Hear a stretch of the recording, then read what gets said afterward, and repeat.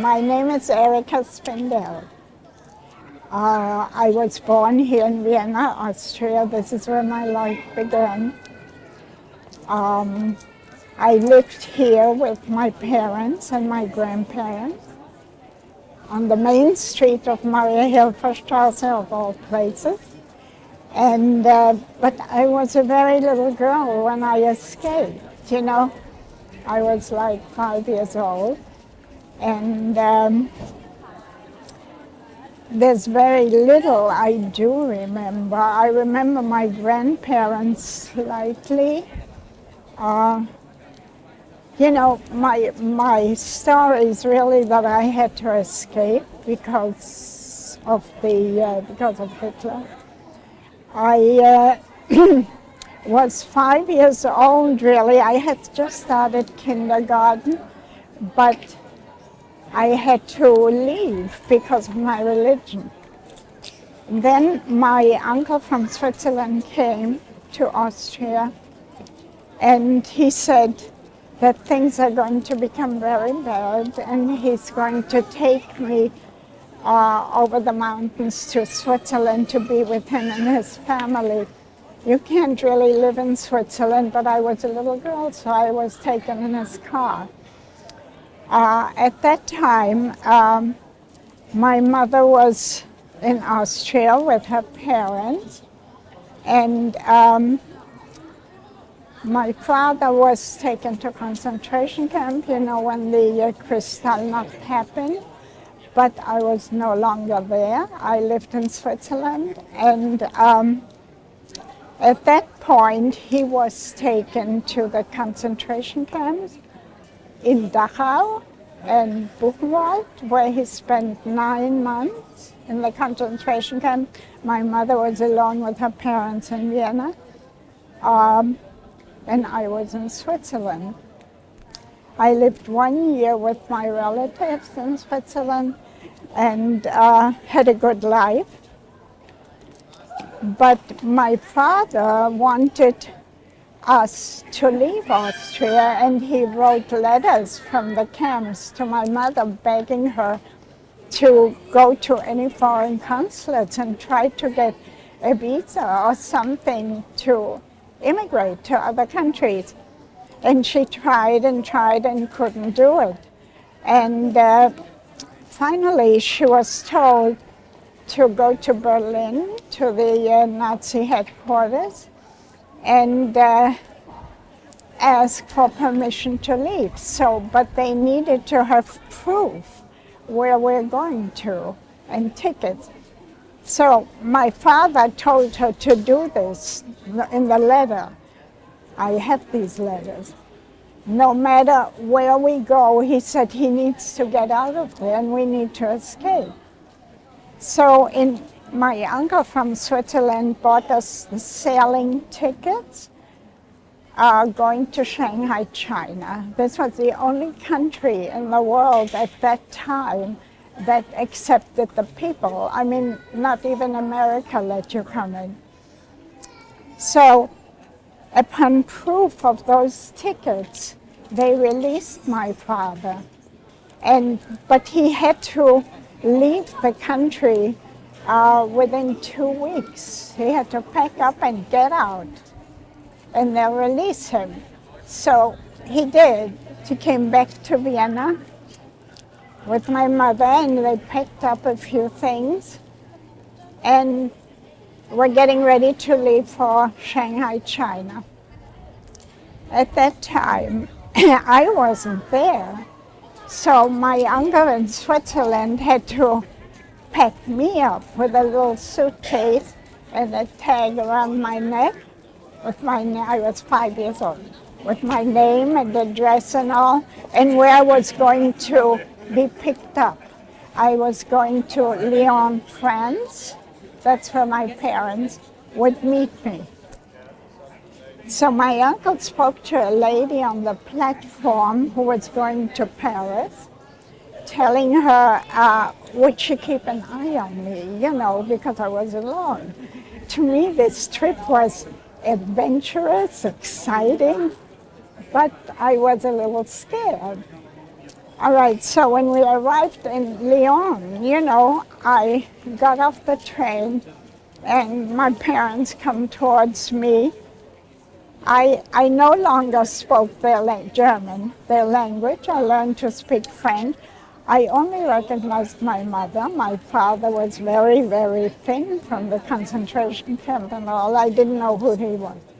Okay, so I had to get to know them again. We continued on by train, the three of us, to Marseille, France, where we took the big ocean liner to Shanghai, China. And this trip took 30 days. And we arrived in China. Horrible, dirty city. It was a big disappointment for my parents and for the people that came from Europe. Culture and all. But this is how it was. We were taken off the ship as we arrived, taken to a camp in Shanghai, China. And this is really where I grew up. I went to school there. I had 10 years of schooling. I was at that time, I became 6 years old, from 6 to 16. It was a British school, and I immediately learned to speak English, right? I started first grade. And in school, I had to learn different languages, like French, and we learned Hebrew. And when the war started between Japan and America, we had to learn Japanese. We were under Japanese occupation. So that's how I grew up, really, in Shanghai, China. Our life was miserable, but it was not as bad as the people suffered in Europe. We were lucky to escape. I lost my father in Shanghai. He died because he couldn't come out of it from the concentration camp. He just deteriorated in time with a lack of food and lack of medication and all that. So it was just my mother and me. Then finally the war was over, when the bombs fell on Hiroshima and Nagasaki in Japan. Japan surrendered and we became free people. That was in 1945.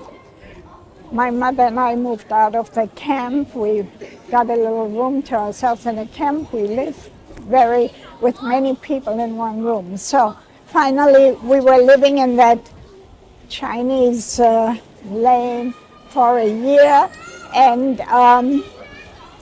but we had to leave. Everybody was leaving because the communists were coming to China at the time, right? We didn't want to go through another occupation.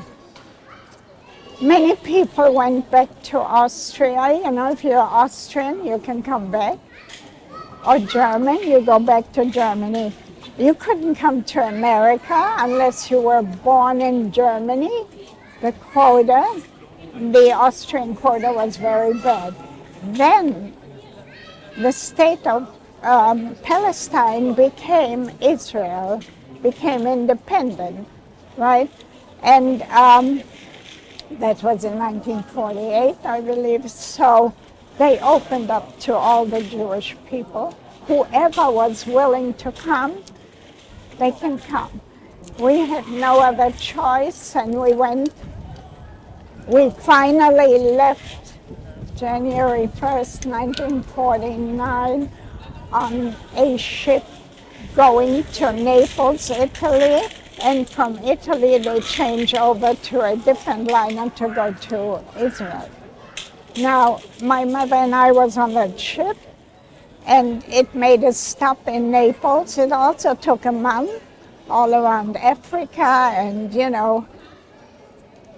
it really many places. So in Naples, the ship stopped for 3 days, but nobody was permitted to leave the ship, of course. But as the ship arrived at the pier in Naples.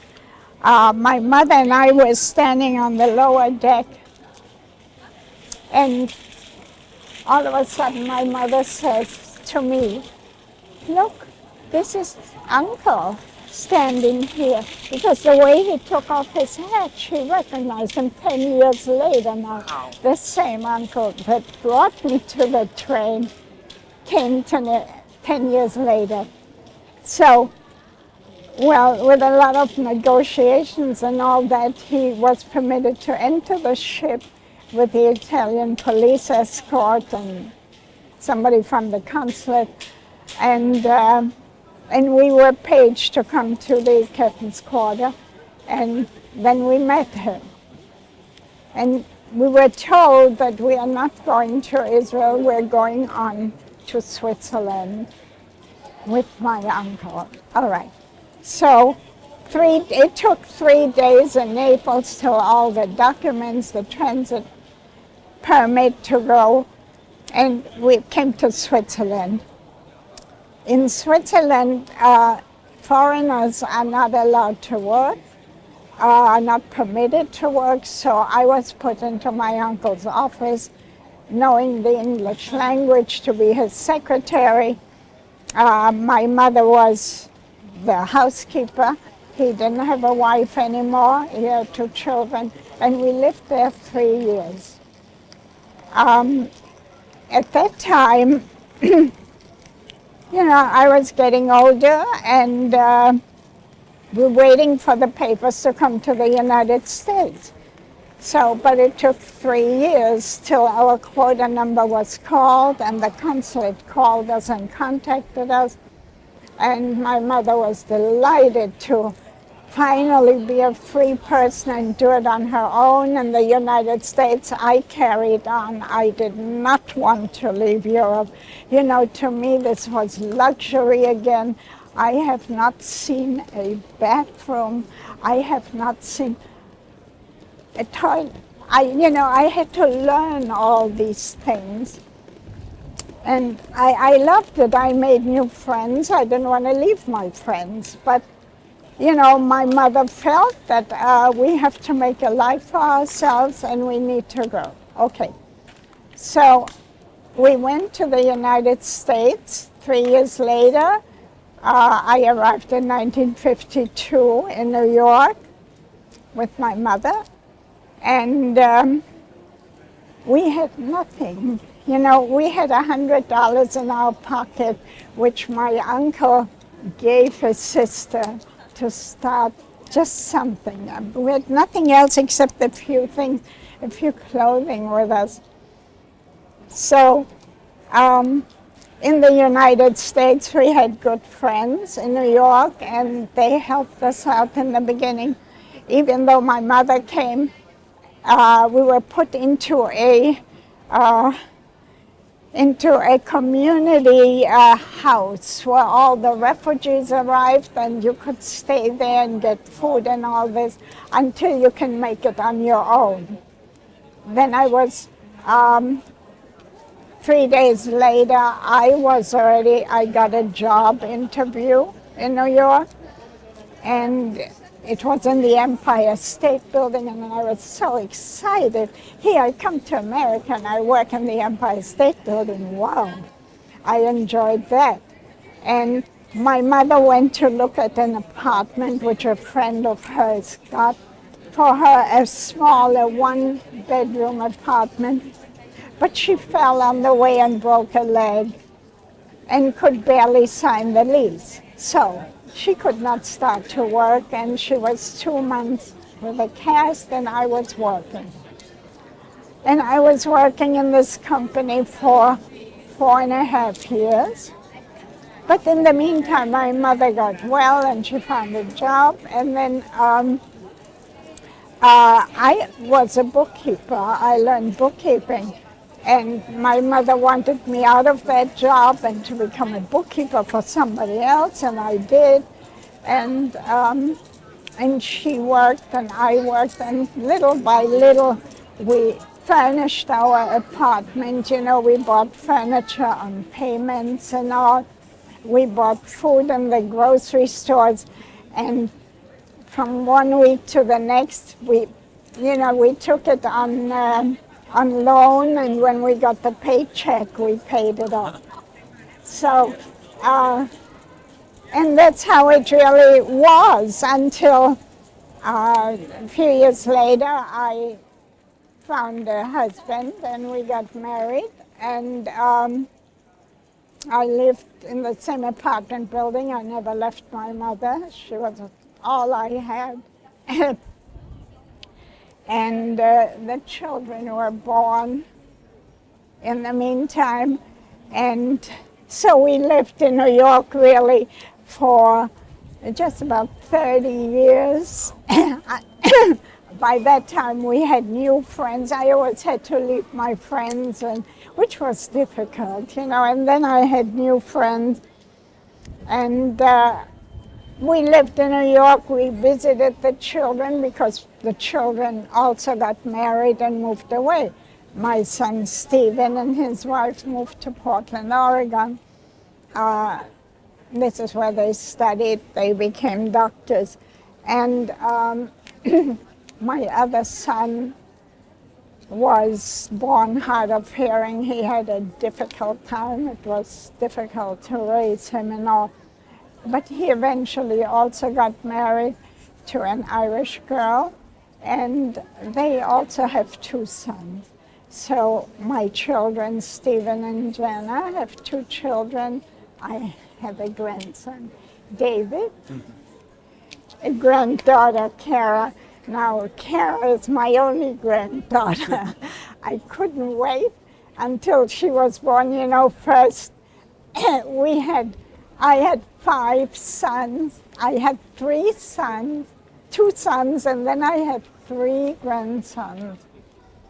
So after 5 boys, I finally had a girl. My little princess was born. And what happened next, everybody was growing up, and the children were away, and my husband and I did not work anymore, so we decided to retire and live in Florida, the 2 of us. So that's what we did. We moved to Florida, sort of in between the children, right? And we visited very, very often, the children, and that's really, we liked it in Florida. Meanwhile, I live alone in Florida.